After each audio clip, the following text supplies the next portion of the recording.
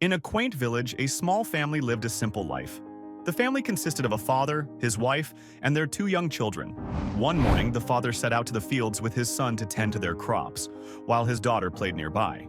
As part of their routine, the father decided to dig a small canal to irrigate the fields. With determination, he struck the ground with his shovel. However, unbeknownst to him, a hidden landmine lay beneath the soil.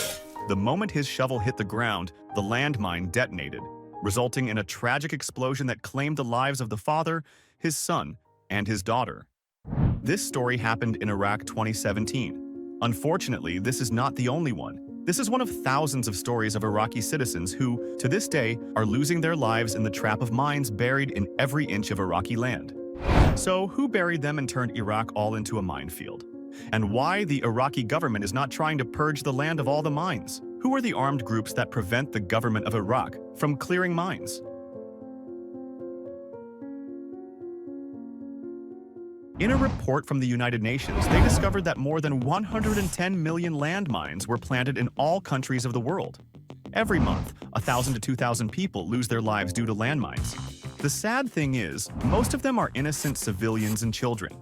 This statistic is around the world. But Iraq is something else.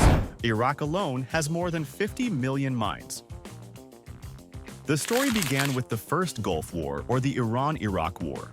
The real danger of this war lies in the amount of mortar shells that Iran has fired at Iraq, the amount of mines that Iraq itself planted on the border between it and Iran to prevent the advance of Iranian forces. This was going for 8 years. The problem is that not all the mortar shells that Iran fired exploded. Not because it contains no explosive materials, but for some unknown reason it didn't explode, and it remained underground from 1980 till today. Okay, but how many shells of this type are there in Iraq? According to the report of the High Commission for Human Rights in Iraq, are you ready? More than 90 million mines and projectiles. The 50 millions I mentioned before, it's just for landmines. Add to that explosive devices, mortar shells, projectiles from various weapons of war gives us this number. But the Gulf War isn't the only reason for this. Unfortunately, the President Saddam Hussein loved wars. After the war against Iran, he invaded the Kuwait, then USA invasion to Iraq, which after led to the rise of ISIS. For 3 years, ISIS was planting in every inch of Iraqi land, with mines that it itself does not have maps of their locations. When ISIS takes control over any city or region in Iraq, it would mine every inch of it for 2 reasons: protecting themselves from the forces attacking them.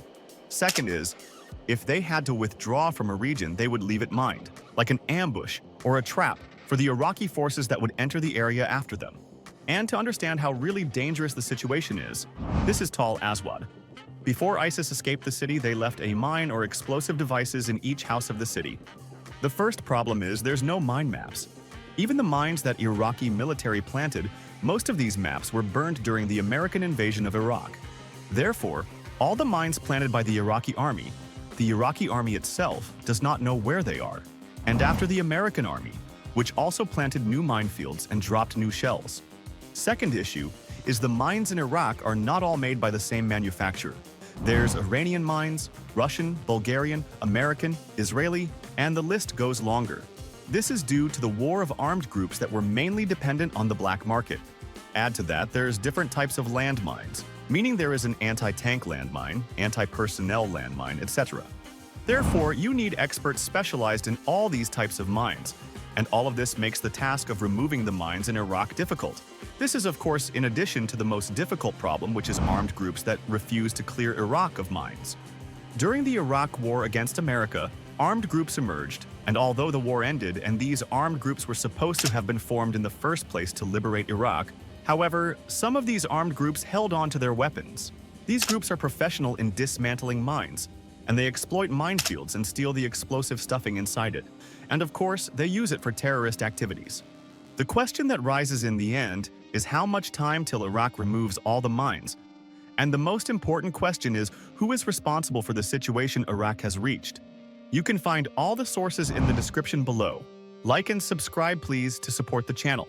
Thanks for watching.